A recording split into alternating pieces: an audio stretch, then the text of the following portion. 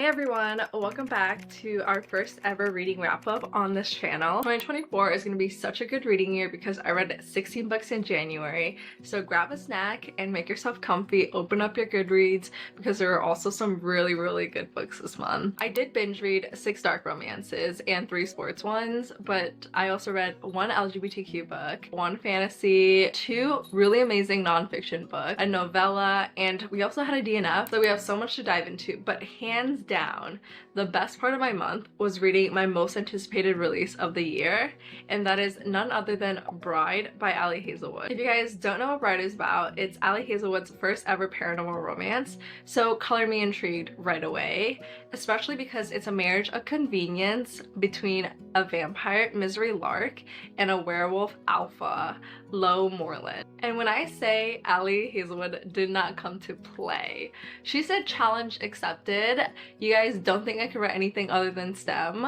I'm gonna prove you wrong. I gave it 3.5 stars, only because it took a little bit for the plot to pick up in my opinion, but once it did, I was hooked. The thing I love the most about Ali Hazelwood's books are that the male heroes in the book love their girls unconditionally from the very beginning. They don't ever ask them to change, and I'll just say this, Lo Moreland is the absolute blueprint of loving his girl unconditionally and like never wanting her to change. Just like the confessions in the book were top tier. Ali Hazelwood still manages to squeeze in her classic STEM representation, woman empowerment, and there's actually a whole lot of mystery in this book, which I wasn't expecting, but it keeps you on your feet. Another paranormal romance I read was Death's Obsession by Avina St. Graves. I had such high hopes for this book because I saw a TikTok of the dedication of the book that said, "To all the girls who think that the Grim Reaper will fuck like a god." The book revolves around Death following around Lilith, who was supposed to die, but Death just couldn't go through with killing. I'm so sad. I was so disappointed. I gave the book 2 stars because it really felt like it was 170 pages of just the same day, and it wasn't Groundhog Day at all. It was just they were doing the same things over and over again. And when I tell you, the book literally had 2 epilogues. It did not need 2 epilogues, and the nail in the coffin was that his nickname for her was Night Monster. Moving on, I finally read Corrupt by Penelope Douglas. I wasn't sure if I was gonna like this book because I'm on the fence about bully romances, but I gave this book 3 stars, and I'm not gonna lie, I kind of ate up the I hate everyone in the world, especially you trope. This book follows Erica Fane, who puts all of Michael's friends in jail, and Michael is pissed off and he is out for revenge, and that premise was so enticing. I absolutely love the unhinged chaos in this book, but my only thing was that the writing felt a bit juvenile, and maybe it was just Erica's character, but I could not stand being in Rika's head for like 70% of the book. I do hear that this is the worst book in the entire series, and it just isn't a strong start to the series. I'm trusting you guys on this one, and I'm gonna persevere because I'm also super excited for Damon's book, and I need to know what the fuck is going on in Will's head because that ending had me appalled.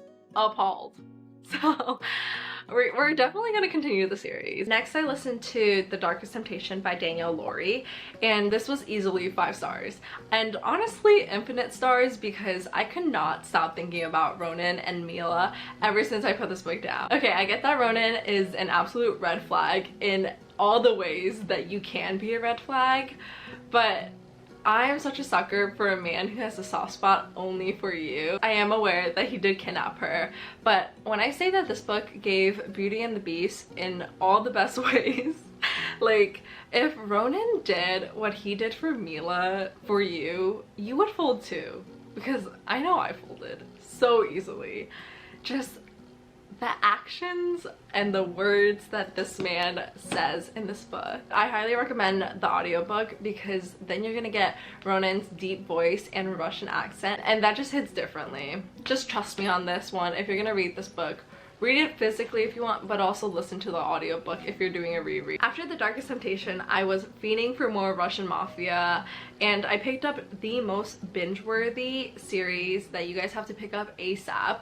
It is the Perfectly Imperfect series by Neva Alcha. I read the first 3 books and I finished each of them in one day. All the books are the epitome of only she can keep his demons at bay and he will stop at nothing to protect her, even if it's from himself. And tell me that's not all you want from a mafia romance, because what more can you ask for? The first book is Painted Scars, and that follows the head of the Russian Bratva, Roman, and his arranged marriage to Nina, whose father owes $3 million of debt to Roman. I gave this one 3.5 stars, mainly because it didn't really live up to Darkest Temptation, and I think Darkest Temptation might have ruined all other mafia romances for me. But Roman was an absolute simp for Nina, and both of their thoughtful consideration for each other were just so endearing. The second book, Broken Whispers, follows the Bratva's hitman, Mikhail, and his arranged marriage to the Italian mafia princess, Bianca. This book got 4.75 stars because 1, he is a possessive, morally gray single dad, and 2, it was a grumpy sunshine, and I absolutely love the dynamic that his daughter added to the story. The last book, Hidden Truths, follows Mexican cartel princess Angelina, who gets saved by the enemy, the Russian Bratva, and their most unhinged killer, Sergei. This book was 4 stars because Sergei and his spice carried the entire book. All the books have the toucher and die trope, and I also absolutely love that each of the couples complemented each other so well. And like the title of the series implies, they were all perfectly made for each other's imperfections. I picked up Weekside by S.G. Silvis because my best friend Sarah finished it and she could not stop raving about the book, and I gave this book 4 stars. Weekside is a fake dating, forced proximity college hockey romance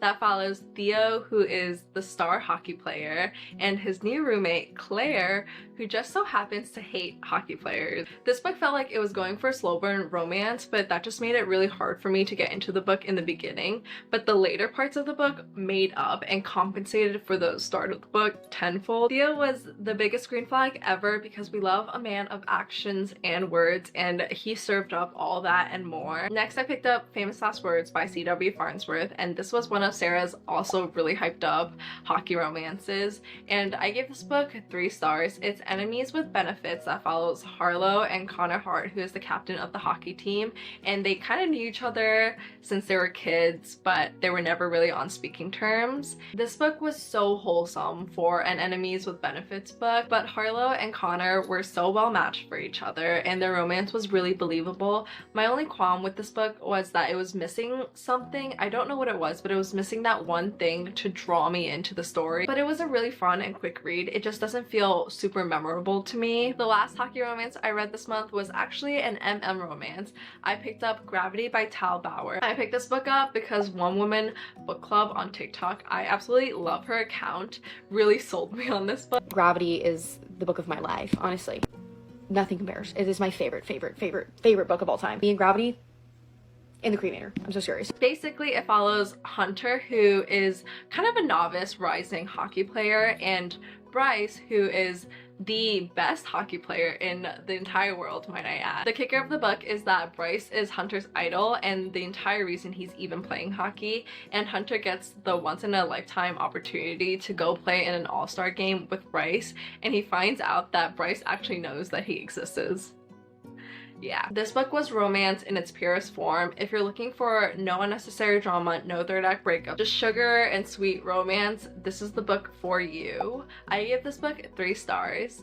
I absolutely loved Bryce and Hunter. I thought they were so sweet. I only wish this was an audiobook because then I would have loved it 10 times more. There was so much French in this book because Bryce was from Canada, and I just had to keep flipping between like reading it and then going to the footnotes to find the definitions of it, and it just made the book really hard to fly through. The next sports romance I read was about golf, and I picked this up because I was trying to diversify my sports romances to something other than hockey, basketball, and football, but unfortunately this was a DNF for me. It was The Right Boss by K.A. Lined, and The Right Boss follows Landon, who gets a career-ending injury and goes to work for his mega-rich family's construction company, and then in turn he becomes the boss of Heidi, who is the one who got away girl. My thing was I just really wasn't invested in any of the characters. There wasn't enough history between them for me to want to root for them. A much better workplace romance I listened to this month was Think Outside the Box by Olivia Hale. The premise of this book was so intriguing, and I also love billionaire romances. Basically, Frederica Bilson goes to an all-exclusive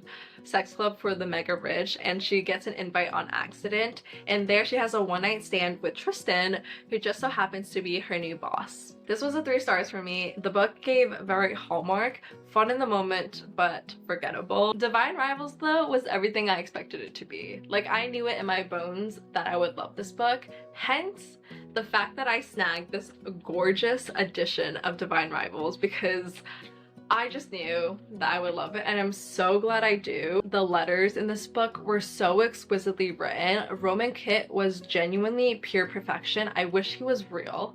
The ending of this book had me speechless. I have such high hopes for Ruthless Vows. Obviously, I gave this book 5 stars. If you guys are living under a rock, Divine Rivals follows 2 rivals who are sending secret letters between each other, and there's also a feuding war between gods. So it really is the perfect blend of romance and fantasy, and this is the character art.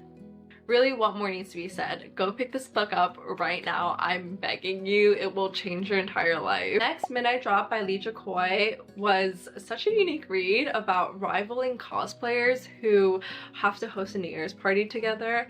I absolutely love Lee Jacoy's writing and her Hollow Knight series.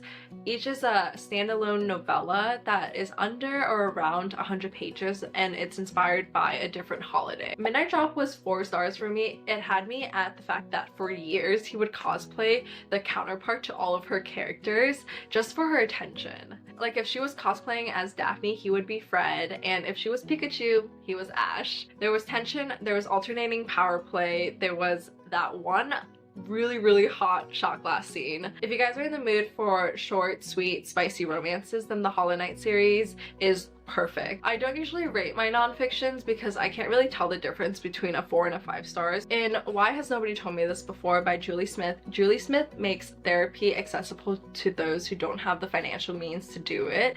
This is just a Wikipedia of coping techniques that you would learn in therapy that she doesn't believe should be gatekept. And Julie covers everything from grief, anxiety, and depression to insecurity and failure.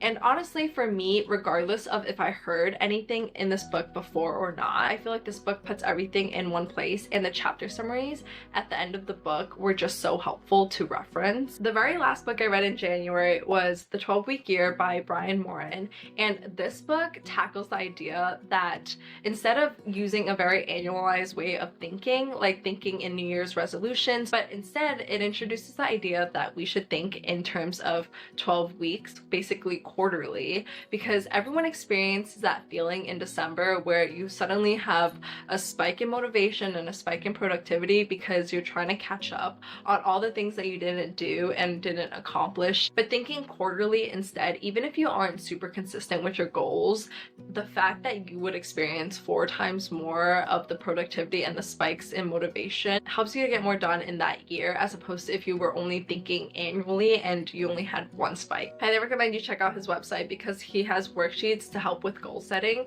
and read the book because it puts this concept in greater detail and explains it far better than I ever could. Hopefully this video wasn't too long, but that was everything that I read in January. Like this video if you liked it, and comment down below your favorite book in January. Subscribe, and I'll see you guys next time. Bye!